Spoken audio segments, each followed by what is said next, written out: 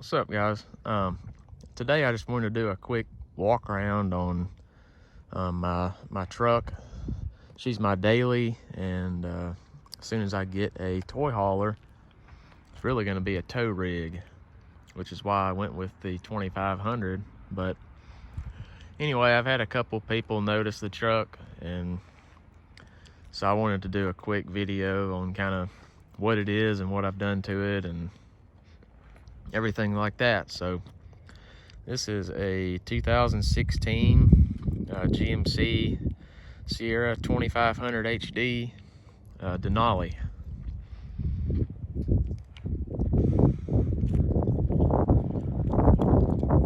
It's pretty much my dream truck. I've had it for about 6 months now, and when I got it, had to go. I looked and looked for months, and I'll tell you, if you're looking for one of these, you better hop on it. If you see one, come on the internet, because these sell ultra fast. I had been seriously looking, had the cash ready and everything for about 3.5 months, really all the middle to end of last year, and I saw this one come up, and it was in, I think, Columbia, Tennessee, or somewhere between the Alabama state line and Nashville. So it came online, I saw it, and the very next morning I took off to go up there and drive it and look at it, and ended up obviously pulling the trigger. So it had 32,500 miles on it when I got it, so it was very low mileage. It is a 2016, so it's the last year of the LML motor before they went to the L5P in 2017. So that was a little bit of a price cut, I guess you could say. If you opt for the newer L5P, you'd be paying probably 5 to 6 grand more than I paid for this, at least, if not more than that.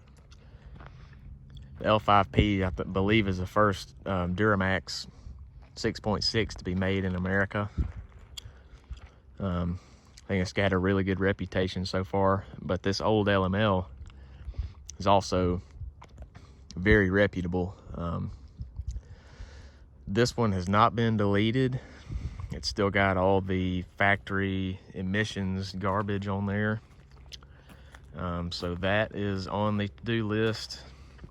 Cost a pretty penny to do that, so for now we're holding off with this low of mileage. I'm not worried about putting a little bit of exhaust back through the intake. I know it's not optimal, and you don't want to do that for miles and miles and years, but it'll get deleted eventually. I just can't believe that they put a system on there that puts dirty air back through the intake. I see pictures all the time of dirty intakes off of these, and it just makes you wonder how they even are able to run with dumping all that soot back into the engine. But so yeah, that's the motor. Already told you the year.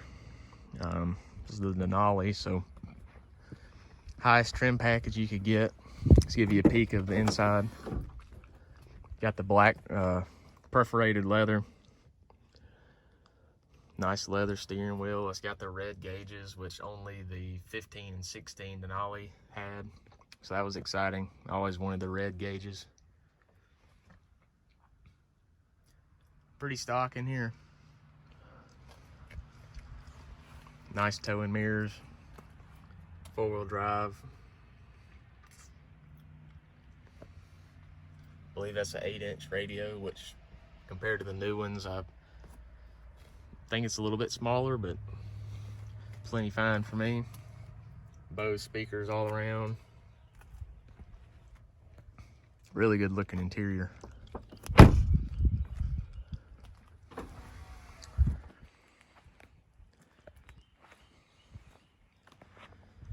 So now I'll just go over what little I've done to it.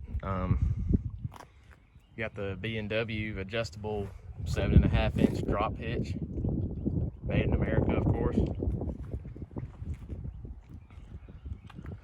got the cam locker toolbox off of my old truck. It's actually been on 2 trucks now. And it's got the amp power steps, which you may have been able to see a minute ago, but if not, there it is. Really nice. My wife is 5'2" and kind of struggles to get up in there, but those steps make it ultra easy.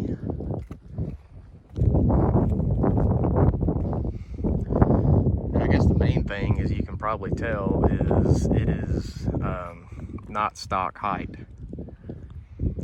Come back here, try and get a level look. So there's how the truck sits. It's stock in the rear and 4 inches in the front. When I bought it, it had a 2.5 inch torsion key style leveling kit, which is really just replacing the stock torsion keys with larger keys so you're able to crank the torsion bars higher. It had stock control arms, stock Rancho shocks, and first of all, the truck was not actually level. It still had a little bit of rake to it. The back was maybe 1 inch to 1.5 inches higher, and I like my truck to sit dead level. So I went to my buddy at Nothing But Lifts in Jasper, who I've used. This is my second or third truck that I've had him do, and he does great work. So anyway, I went to him and had him do a full 4-inch Cognito system.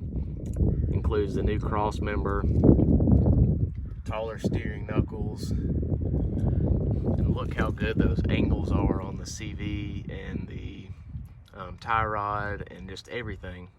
I mean, those angles are factory, if not better. And you can tell a huge difference in the ride quality too. That 2.5 inch torsion level had this thing stiff. I mean, it was very stiff. You go over a bump on the interstate and it feels like you're getting launched into space. I mean, that's sounds funny, but it's actually what it felt like. And this new system was a full lift kit. Oh yeah, there's you another good angle. Look at that ball joint, how happy that is. So like I said, this is a full lift system. So it's not just a torsion lift, which is pretty much just preloading your torsion bars, which what makes it so stiff. This replaces the knuckle and allows your upper ball joint and your tie rod and your CVs to all be at factory geometry, which really makes this thing ride like stock. And then on top of that, the kit came with Fox monotube shocks. So to me, I don't know if I've driven a 2500 HD stock. I know I test drove several of these, and I believe most of them were already leveled. It's a pretty popular thing to do because these come with so much rake. But I think with the Fox shocks and the 4-inch Cognito, this thing rides better than stock.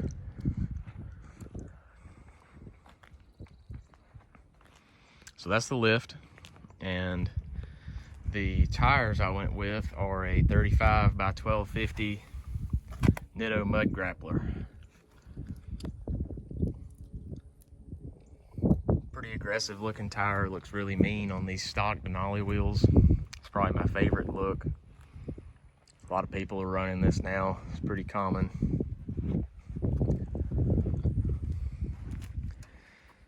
So it's a 35 1250 R20, and those are 20-inch factory Denali chrome wheels. No rubbing or anything. I could probably squeeze a 37 on this, but I like to keep some of my on-road towing capability the best that it could be. I plan to tow the Jeep around with this thing and go up into Tennessee and the Carolinas and things like that, and I don't want to sacrifice too much of my power and handling if I'm towing a big trailer with a Jeep on it.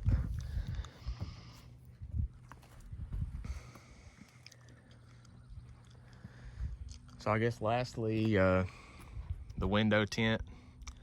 So you can tell it's not super dark. I didn't do this tint.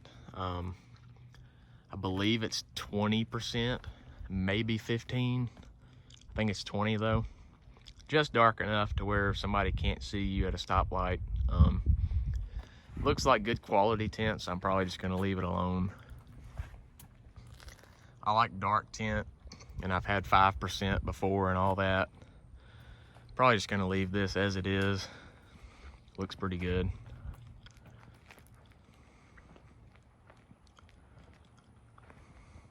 I think it's a beautiful truck. I think this is my favorite model GM has ever made, especially over the new ones. The only thing the new ones have going for them to me is they're massive from the factory. Like a 2 or 3 inch leveling kit on that thing, and you can run 37s easy.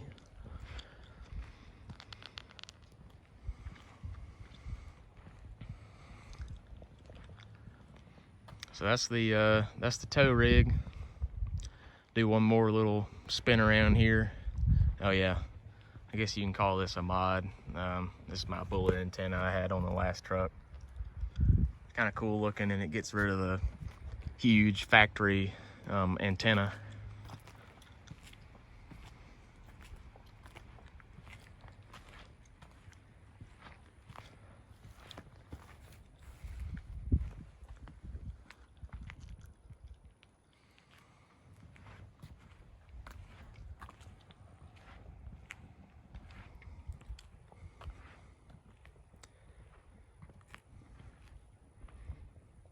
There you go.